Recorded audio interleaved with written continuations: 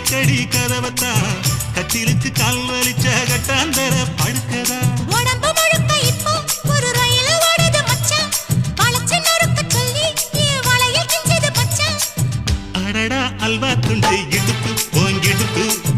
அழகா பத்தி கிச்சி நெருப்பு தூள் கிளப்பு சலக்கு சலக்கு சரிக சேல சலக்கு சலக்கு